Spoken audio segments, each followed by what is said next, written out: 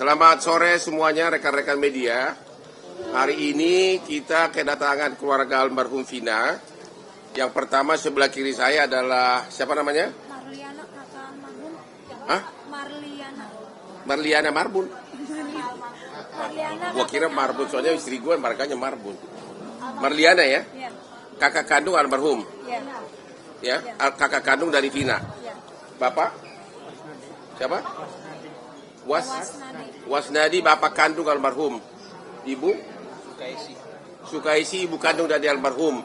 Dan yang ganteng ini tapi saya lebih ganteng. Dirat produser yang bikin film ini. Oke. Agar lebih terorganisir, saya akan mencoba dengan mengajukan pertanyaan yang mewakili kalian. Karena kalau kalian nanti terlalu kemana-mana, kurang terlatih sebagai wartawan seperti aku. Oke, kejadiannya tanggal berapa? Kamu bersaudara berapa orang? 4. 4 orang. Kamu nomor berapa? Saya nomor 2. Almarhum? Bungsu.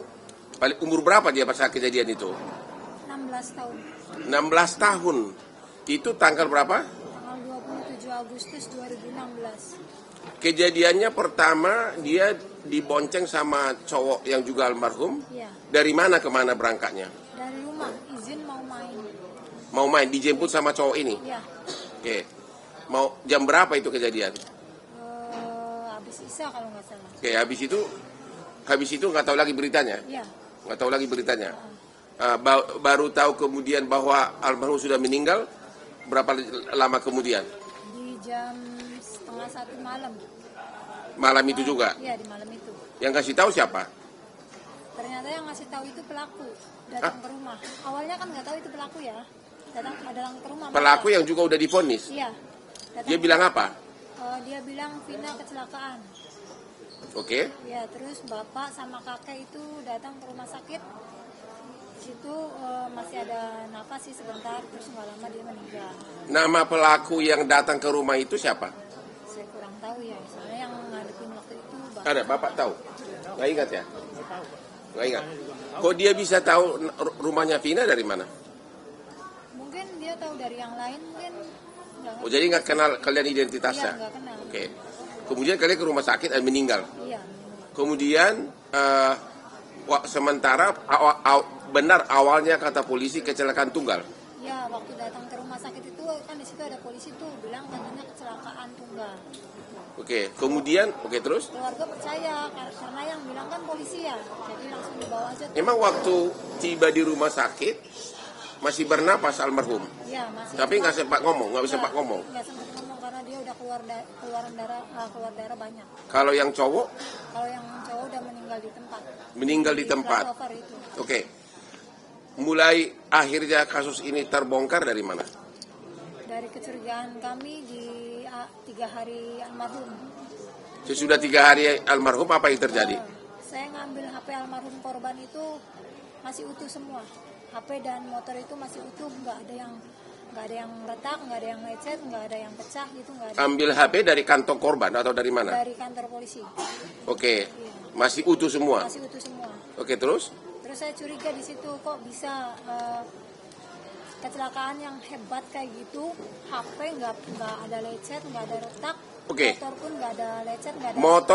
Motor nggak rusak, Nggak rusak, HP HP tidak rusak, tapi oleh oknum polisi saat itu disebutkan kecelakaan tunggal gitu. Nah, ini nih perhatian dari polisi nih, ya.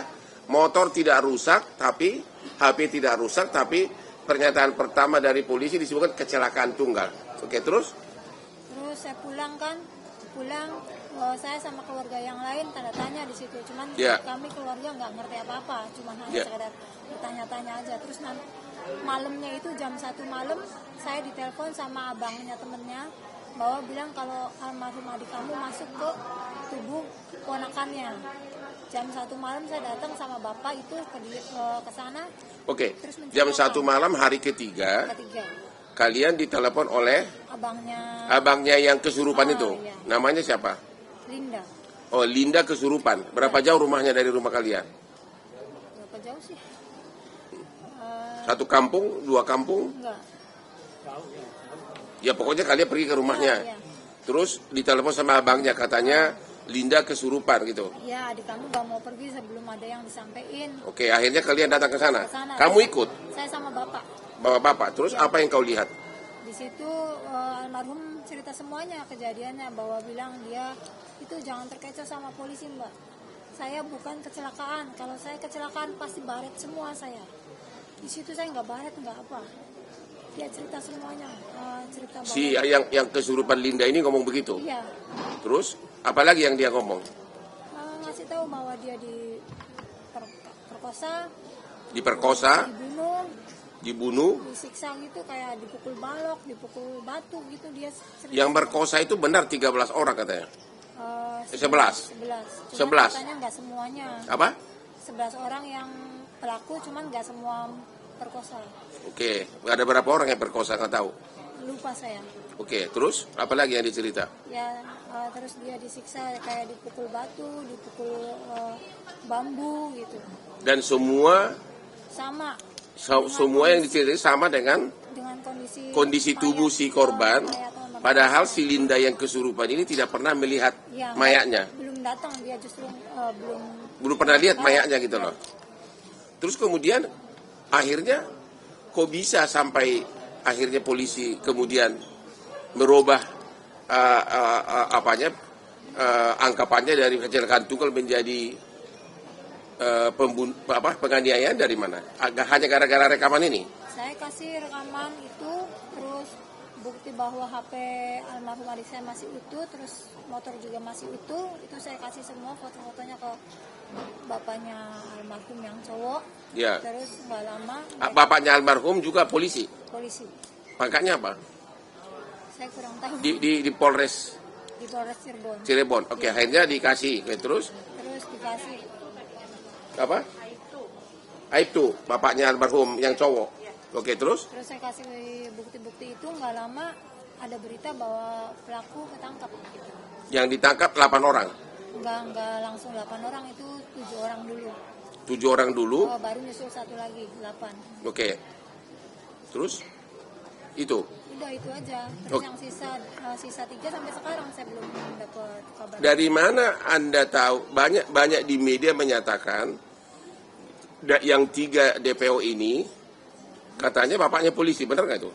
Dari rekaman almarhum adik saya sih bilangnya seperti itu. Cuman makanya saya tidak membenarkan, belum pasti gitu. Ya, masih dicari tahu kebenarannya kalau yang pelaku itu. Oke, ada lagi yang mau ditambahkan?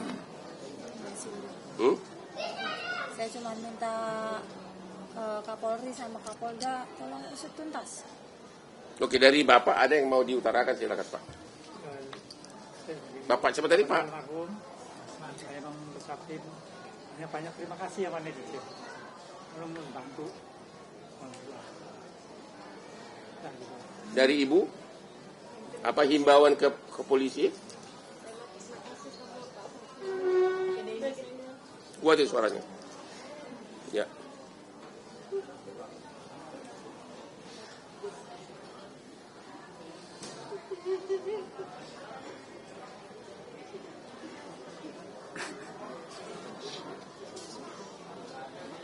Mengucapkan terima kasih kepada Pak Hotman Paris, kepada Pak Derat, pada netizen se-Indonesia yang sudah mau membantu menaikkan lagi kasus ini, membantu supaya Tadi saya telepon sama apa makanya?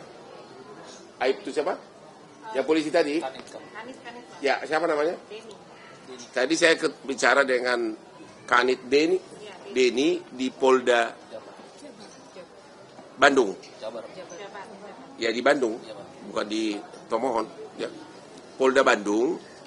Ada hal yang menarik pernyataan dari si Denny ini, Kanit dari Polda Bandung. Dia bilang kasus ini rupanya sudah dilimpahkan dari 2016 ke Polda dari Polres Cirebon. Nah, yang menarik adalah hampir semua 8 orang yang ketangkap ini pada saat di BAP pertama menyatakan ada 3 orang lagi pelaku. Oke, semua ada di BAP. Ya, Nah, tapi kemudian berubah, ya. Kemudian berubah sesudah mau limpah ke kejaksaan, mereka merubah BAP-nya. Ah, itu satu. Dari segi logika manusia normal pun nggak mungkin 8 orang itu ngarang cerita bersamaan di awal-awal pada saat ditangkap, ya kan? Berarti benar itu ada 3 orang, ya, dari penafsiran kita sebagai ahli hukum.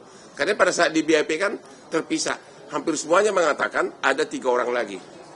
Tapi pada saat dilimpahkan ke kejaksaan, mereka merubah BAP sehingga diduga ada pengaruh di sini. Ada pengaruh di sini sehingga 3 orang ini bahkan sampai sekarang seolah-olah alamatnya tidak jelas, padahal itu harusnya di BAP itu ada, ya. Dan jadi himbauan kami kepada Bapak Kapolri adalah ini ada sesuatu yang tidak beres di penyidikan di awal. Kalau 8 orang pelaku sudah menyatakan ada 3 orang lagi sebagai pelaku yang lain dan itu bersamaan semua dalam BAP terpisah, ya, nggak mungkin itu karangan, nggak mungkin itu koinsiden. Tapi kemudian kok bisa di BAP berikutnya pada saat di BAP akhir, pada saat pelimpahan mereka merubahnya seolah-olah menyangkal bahwa keterlibatan 3 orang ini, ya. Yang kedua, pada saat ini produser Diraj pada saat mau syuting, ya, boleh diceritakan nggak ada oknum polisi yang datang menghalangi agar jangan dilanjutkan syutingnya? Ya, Coba. Saya pada saat itu nggak ada di lokasi, tapi kebetulan tim saya yang bilang, dan sebelum datangi saya, datangi keluarga dulu, ya. Mengatakan apa? Bilang apa? Oknum polisi bilang apa? Dia ngaku polisi dari mana?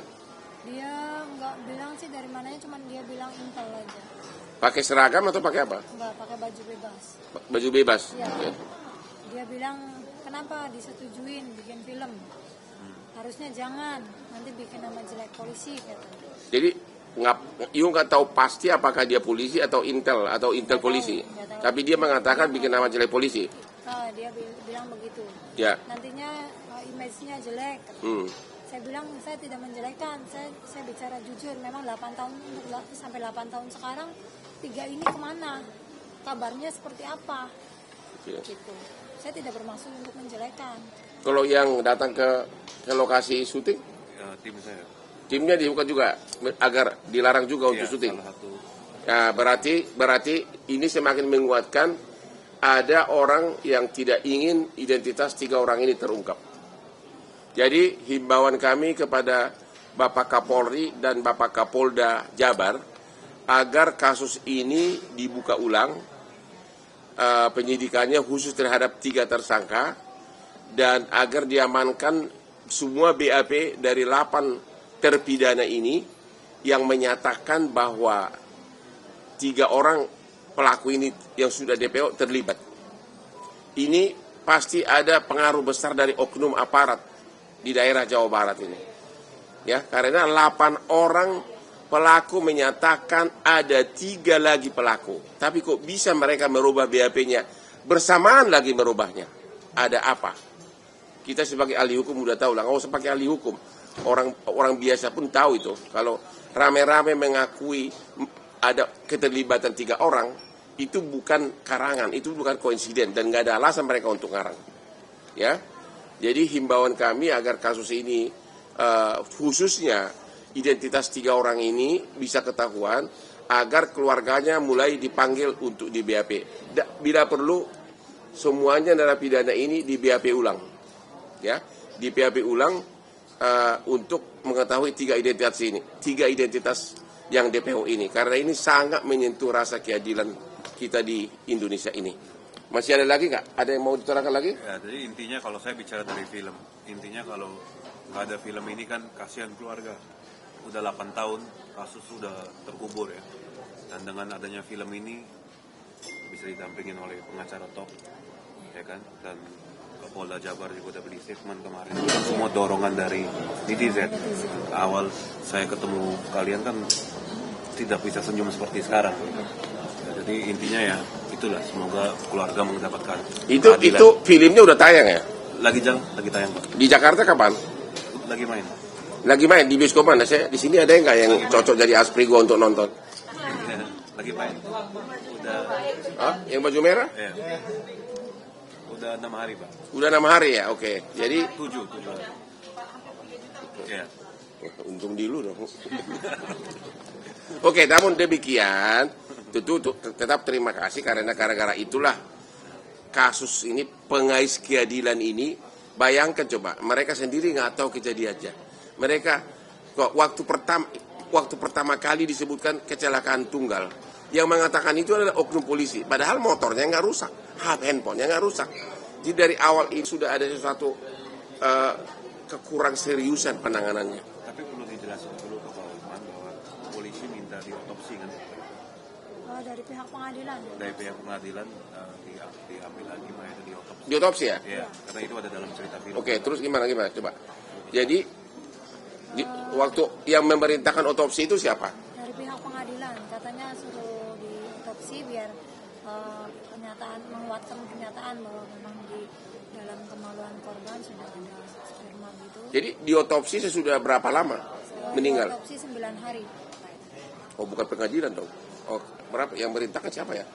Pokoknya ada perintah otopsi, 9 hari saya sudah meninggal. Iya. Oke, kan belum sampai ke pengadilan. Tapi akhirnya diotopsi benar bahwa memang adalah Ada. bukti penganiayaan ada. Termasuk Pemerkosaan pemerkosaan juga ada. Oke, sekarang silakan bertanya. Dari mana? Mungkin Bang, dari Paragraf Bang. Saya mau nanya 3 langsung nih Bang. Pertama, terkait Polda Jabar yang sudah merilis DPO, dan itu kan sempat viral di netizen Bang. Iya. Misalnya 6 tahun tapi ciri-cirinya tetap merujuk kepada tahun 2016. Iya. 8 tahun masih ada perubahan. Nah, itu sempat viral, jadi olok-olokan, bahkan sketsa wajahnya pun tidak diperlihatkan. Nah, banyak netizen yang mempertanyakan, ini serius nggak sih Polda Jabar untuk mengusut ini? Nah, kalau dari sudut pandang Bang Hotman seperti apa? Itu pertama Bang. Ya. Lalu yang kedua, saya ingin menanyakan perihal rekaman kesurupan yang viral. Di situ kan diperdengarkan bahwasannya semua seolah-olah kejadian itu diungkapkan di situ Bang. Ya. Tapi apakah itu bisa menjadi bukti untuk Abang melaporkan ketiga orang ini Ya. tentang kejadiannya seperti Ya. apa? Nah, yang terakhir tentunya setelah Bang Hotman sudah turun tangan, tentu sudah viral, kira-kira bagaimana pengawasan Bang Hotman dan Hotman 911 ini terhadap kasus ini ke depannya? Udah ada langkah? Oke. Yang pertama, kalau mengumumkan DPO harusnya nggak boleh samar-samar dong. Ya, jadi itu yang kami himbau lagi kepada Polda Jabar, tolong segera dilakukan. Makanya saya bilang tadi penyidikan ulang. Karena apa? Hampir dalam semua tindak pidana yang DPO, apalagi orang Indonesia, dia selalu pulang ke keluarganya, selalu menghubungi keluarganya. Jadi kalau identitasnya tahu, jejak digitalnya gampang didapat. Apalagi 8 tahun. Contoh nih, ini ada contoh nih. Ini tindak pidana kecil-kecilan. Waktu restoran kita Hotman yang di Tajur Bogor, manajernya bawa kabur uang penjualan 2 malam 170 juta. Dia dari pindah dari hotel ke hotel, sesudah dia terlibat judi online. Ketahuannya dari jejak digital. Dia mesan nomor baru dan sebagainya, pakai nick KTP yang lama sama emailnya. Itu bisa langsung kesambung ke Polres Bogor. Dari situ ketahuannya. Hanya gara-gara memang email dan nicknya dia untuk nggak tahu apa dia pesan nomor baru atau tidak. Makanya dari saya bilang tadi bahwa bagaimana bisa mengumumkan DPO kalau belum tahu identitasnya. Yang kedua, harusnya kalau memang sudah tahu, keluarganya dipanggil agar ketahuan, ya. Itu jejak digitalnya itu bisa dapat dari keluarganya. Tapi kalau siapa yang di DPO kan nggak tahu, ya kan? Ya ini yang saran kami kepada Polda Jabar, tolong agar BAP yang pertama dulu, di mana waktu si 8 pelaku ini yang sudah narapidana ini mengakui, dikumpulkan semua. Dan juga bila perlu di BAP ulang, sebagai saksi mereka ini. Ya, itu. Yang kedua apa tadi? Oke. Bukti rekaman itu bukan bukti, tapi itu hanya sekedar petunjuk. Bukan bukti sah. Ya, hanya sekedar petunjuk, tapi melihat sinkron semuanya dengan keadaan apa yang dia ceritakan di dalam kesurupan itu persis sama kejadian apanya yang dialami oleh korban. Itu hanya bukti petunjuk, ya, nggak bisa dipakai sebagai bukti yang sah, ya. Tapi yang paling utama adalah pengakuan 8 orang itu waktu dia BAP pertama. Yang ketiga, dari Bang Horman terhadap kasus ini, ya, langkahnya adalah ini langkah pertama ini. Ini sangat efektif, ya. Ini langkah pertama karena ini pasti nanti akan di seluruh media. Dan juga pertama barusan saya baru 5 menit ikut sudah langsung dapat informasi bahwa itu barusan dari penyidik itu, ya. Kita akan kawal terus, kita akan suratin terus, kita adukan terus sampai akhirnya orang-orang Polda melaksanakan tugasnya secara profesional. Yang lain? Bang, mau bertanya sama keluarganya. Ya, siapa? Kakaknya Vina. Tadi saya sempat mendengar katanya Vina itu baru ada perintah otopsi setelah 9 hari meninggal ya. Kalau boleh tahu itu perintah dari siapa? Memang apakah memang dari pihak kepolisian atau memang dari ada dokter forensik yang mengajukan diri untuk mengotopsi jenazah Vina? Itu yang kedua. Setelah 8 tahun kan ada 3 lagi pelaku yang apakah dari Polda Jabar sendiri sudah mengungkapkan upaya untuk mengungkap siapa 3 pelaku yang belum terungkap gitu? Yang dari hasil otopsinya dari 9 hari meninggal itu apa?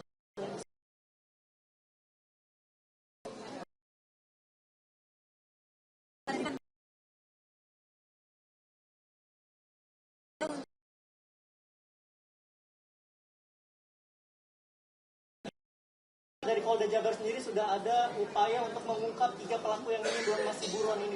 Kemarin Polda datang ke rumah, sidangnya sedang diusahakan, sedang diupayakan lagi.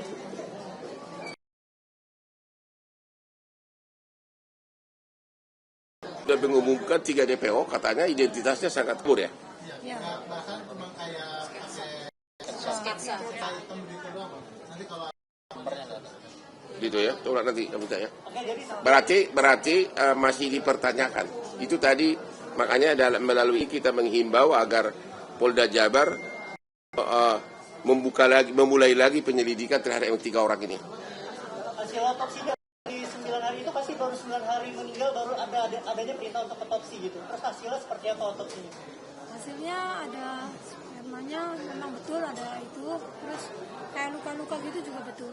Sudah pasti adalah karena korban penganiayaan, makanya di persidangan terbukti semuanya dihukum seumur hidup, Ya. kecuali yang di bawah umur cuma 8 tahun. Ya. Jadi itulah bukti bahwa memang penganiayaan ini sudah merupakan bukti bahwa memang benar, bukan kecelakaan tunggal. Ya, alasannya setelah 9 hari diotopsi itu kenapa? Alasannya Mereka nggak tahu, saya tahu detail itu. Orang ini kan orang rakyat kebanyakan, nggak tahu lah sampai detail itu. Itu mungkin ditanyakan kepada Polda Jatim, karena ternyata kasus ini langsung dilimpahkan 2016 ke Polda Jabar. Apakah dari hasil otopsi itu ditemukan adanya bekas-bekas pemerkosaan dari jenazah Firna? Ya, menurut ya, didengar di sidang ada. Ada. Apa aja? Apa aja buktinya? Emang lu tahu apa pemerkosaan? Maksudnya di alat kemaluan Iya. spermanya. Ada spermanya? Iya, Itu Anda tahu itu didengarkan di sidang. didengarkan di sidang. Oh, di persidangan terungkap bahwa hasil otopsi di tubuh bagian intim dari si korban masih ada sisa-sisa sperma. Ya, silakan.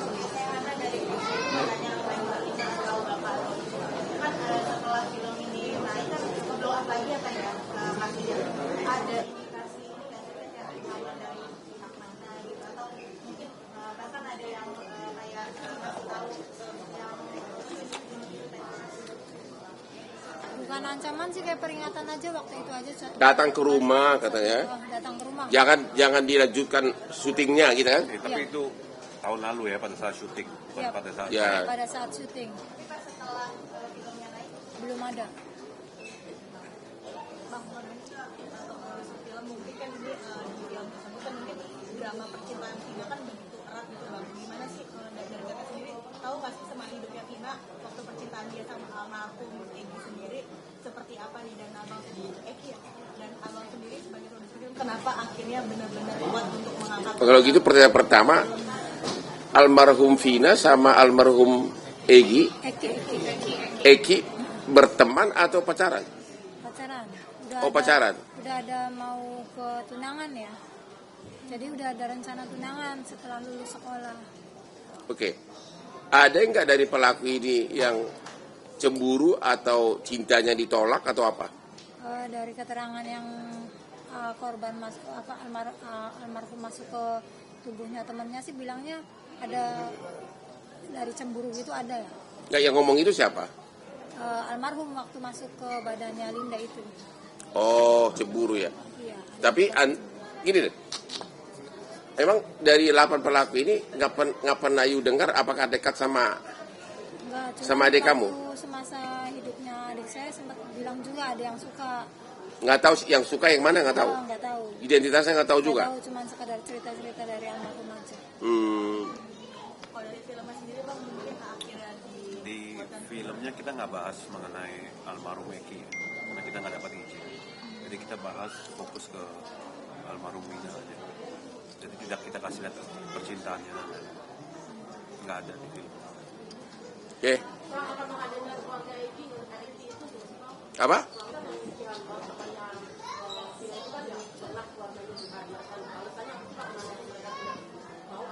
Apa nih? Eki keluarga Eki pacar. Kenapa?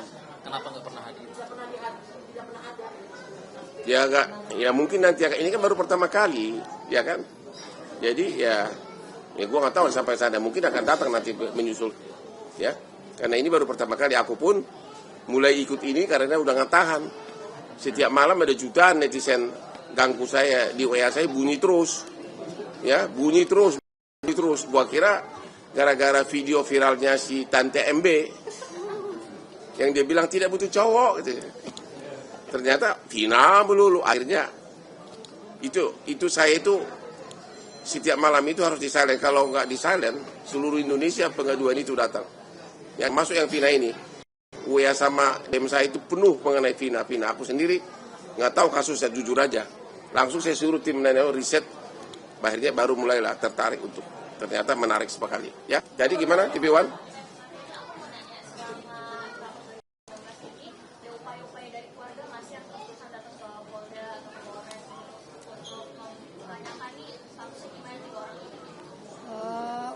Pernah sih keluarga nanyain, setelah selesai sidang pun sempat nanyain juga yang perkembangan 3 pelaku ini.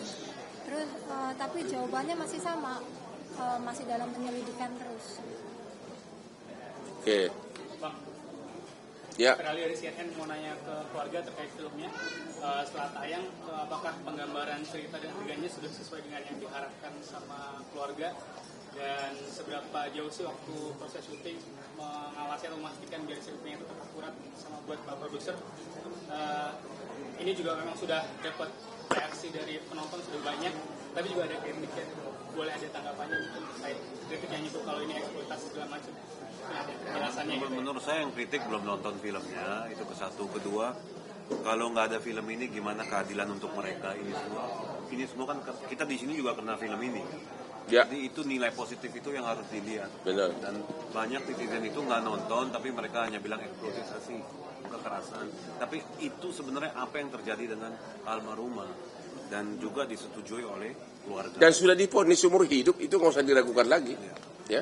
Jadi sudah sesuai dengan yang diharapkan. Sesuai. Hanya kecuali yang 3 orang itu. Ya. Karena udah seumur hidup, berarti benar-benar itu sudah pembunuhan serius. Dan kalau seumur hidup, ntar dulu. Kalau seumur hidup berarti oleh hakim itu dianggap pembunuhan berencana dong. Ya 340. Kita belum baca putusannya ya. Ya berarti kemungkinan besar ada hakim yang menemukan ada motivasi. Karena nggak mungkin seumur hidup kalau bukan pembunuhan berencana. Ya kan? Karena berarti seumur hidup ya. Iya. Ya berarti kita harus cari putusannya. Masih ada? Ya. Dari mana lu? Kompas TV. Kok kayak lurah? Mau nanya sama Teteh. Teteh, tadi kan sempat dikatakan ada salah satu atau beberapa pelaku yang ke rumah ya, untuk bilang ada si Vina ini kecelakaan. Itu apakah ada si pelaku, salah satu dari pelaku itu merupakan teman atau seperti apa, ada hubungan dengan Vina seperti apa? Kalau Vina tuh sebenarnya kalau untuk masalah teman tertutup dia. Jadi kayak keluarga tahu itu temannya, teman benar-benar akrab atau enggak, keluarga nggak tahu. Oh, berarti memang jarang main. Ada pelaku yang tiba-tiba tahu rumah Vina itu? Ya mungkin baru tahu atau dari awal saya nggak ngerti. Soalnya memang almarhum tuh nggak pernah main kalau ada yang sampar. Ya itu makanya kita akan mencari putusannya dulu, karena kenapa hakim menjatuhkan hukuman seumur hidup? Berarti apa ini? Berarti pembunuhan berencana. Kalau berencana berarti kenal. Gitu loh.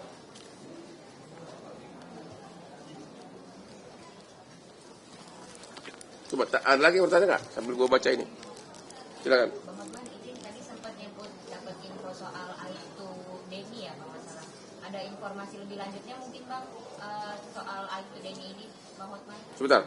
Ini ada ini. Tulisannya kayak cacing begini. Ada bukti chat dari pelaku lain ke lainnya yang sengaja mau apa ini perkosa dan pembunuhan. Ada bukti chat. Maksudnya sebelum diperkosa udah direncanakan. Ya benar begitu. Waktu di pengadilan itu ada yang ngasih tahu, saya nggak tahu itu oknum polisi. Lalu dengar sendiri nggak? Dengar sendiri. Bilang apa? Badannya kayak badan polisi gitu. Dia bilang dari HP pelaku itu memang ada chattingan bahwa sudah direncanakan nih nanti keluar dari alun-alun Sumber kita giring ke sini gitu. Oh, berarti saksi ya, saksi. Tapi Polda kemarin ke rumah itu bilang katanya mereka menyangkal. Katanya mereka bikin pernyataan baru bahwa si korban melintas dilemparin pakai batu baru ya itulah, itu berarti hakim lebih percaya kepada direncanakan. Kalau enggak mungkin seumur hidup. Kalau itu cuma penganiayaan biasa enggak, paling-paling 15 tahun. Ya, udah itu. Berarti memang jadi memang di sini kami melihat ada ketidakseriusan untuk mengungkap 3 pelaku ini. Ya, kelihatan jelas bahwa pelakunya 11 orang. Kelihatan jelas 8 pelaku itu mengakui keterlibatan 3 DPO ini. Tapi kemudian mereka membantahnya sesudah mau limpah kasus ke kejaksaan. Berarti ada pengaruh seseorang. Dan kemudian yang kedua, diumumkan DPO sekarang ini, ya, tapi identitasnya tidak jelas. Bagaimana bisa mengumumkan DPO kalau identitasnya nggak jelas? Ya, namanya disebutin. Namanya disebutin. Alamatnya nggak disebutin. Bukan nama lengkap, saya kayak gitu. Peggy alias apa ini, beras nih?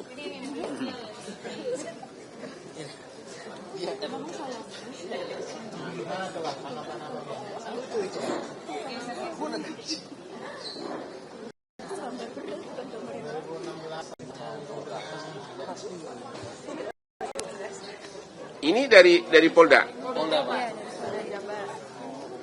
Halo Bapak Kapolda Jabar. Di dalam pengumuman Humas Polda Jabar disebutkan di sini DPO-nya Peggy alias Perong. Usia antara 22 sampai 30. Jadi sekelamin laki-laki warga Indonesia. Yang menarik di sini adalah bisa tahu Desa Banjarwangun, Kecamatan Mudu, Kabupaten Cirebon. Pertanyaannya adalah apakah Bapak penyidik Polda Jabar sudah datang ke desa Banjarwangun ini sebelum mengumumkan DPO?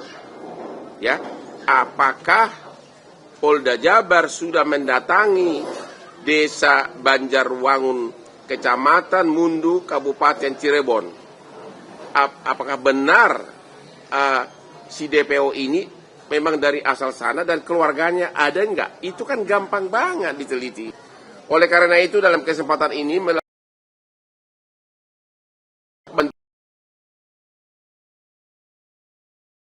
Banjarwangun, Kecamatan Wudu, termasuk juga camatnya, Kabupaten Cirebon, agar Bapak berkenan untuk mecek wargamu, ada enggak warga bernama Peggy alias Perong dari desa Anda yang mungkin juga sudah menghilang, tapi keluarganya ada, ya.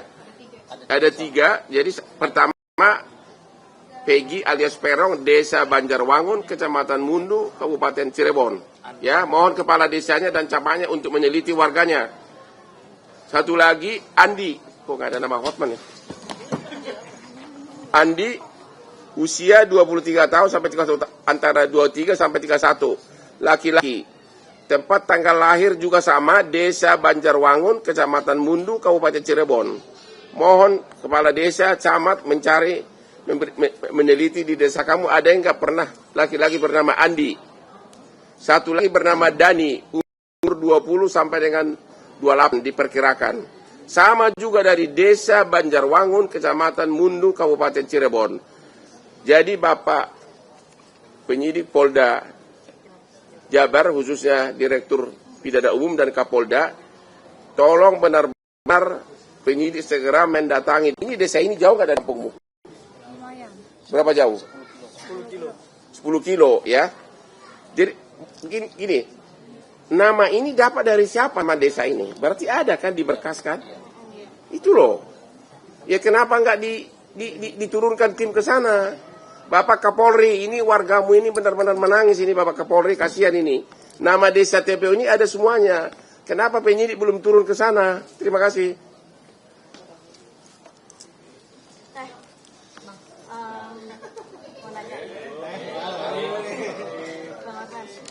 Mau nanya, sempat dimimpikan kan, Tata sempat bilang di podcast itu bahwa almarhum minta dibukakan behel, solvent dan extensionnya gitu. Itu benar nggak sih? Dan terakhir kapan mungkin dimimpikan, semenjak setelah film ini mungkin ada lagi? Lebih, kalau untuk film ini belum ya, saya belum mimpi. Cuman waktu pas yang pelaku ketangkap itu saya didatengin, terakhir dia sudah bahagia. Tapi yang untuk masalah solvent, behel itu benar, itu benar. Terus sudah dilepas. Oh, sudah. Satu lagi, aku belum puas. Aku mau ngomong lagi. Kalian kutip ya. Bikin rekam dong, jangan. Nggak yang tadi satu-satu. Biar ke seluruh warganya diumumin.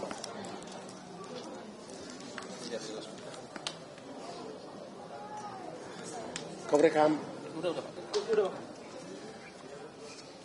Himbauan dari tim Hotman 911 dan juga keluarga almarhum kepada camat, kepala desa dan seluruh warga desa Banjarwangun, Kecamatan Mundu, Kabupaten Cirebon. Ada 3 orang yang diduga sebagai pelaku penganiayaan menimbulkan meninggalnya Vina dan dugaan pemerkosaan, katanya berasal dari desa kalian, yaitu bernama Peggy alias Perong, Andi, dan Dani. Kalau memang 3 orang ini benar berasal dari kampung kalian, mohon segera dikasih tahu ke kepolisian dan juga kepada tim Hotman 911 di Instagram Hotman Faris Official agar segera dilakukan pencarian. Benar nggak 3 orang ini pernah tinggal di kampung kalian? Dan kedua, apakah keluarganya masih tinggal di sini? Keluarga dari 3 orang yang diduga pelaku pembunuhan dan pemerkosaan ini. Terima kasih dan bantuan kalian sangat diharapkan, ya, sangat diharapkan. Ya, terima kasih. Udah?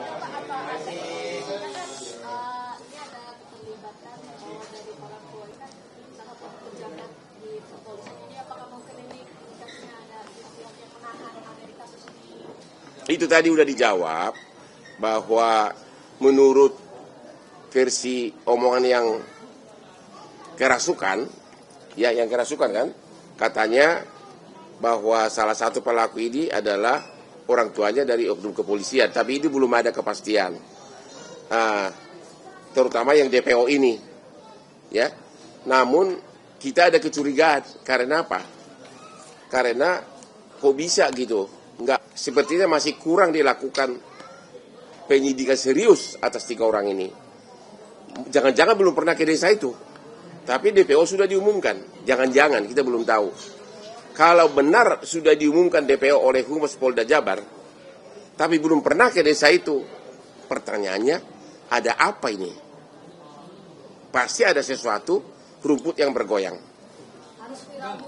Ya makanya, kalau sampai Polda Jabar berani mengumumkan bahwa 3 DPO ini berasal dari desa ini, tapi penyidiknya belum pernah ke desa itu, minimum akhir-akhir ini, berarti ada pertanyaan besar, ada apa?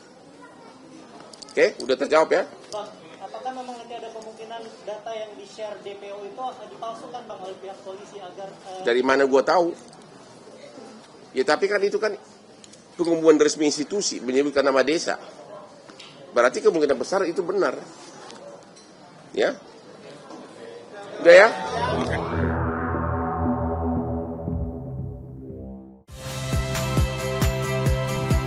Saya Cynthia Rompas. Saksikan program-program Kompas TV melalui siaran digital, pay TV, dan media streaming lainnya. Kompas TV, independen, terpercaya.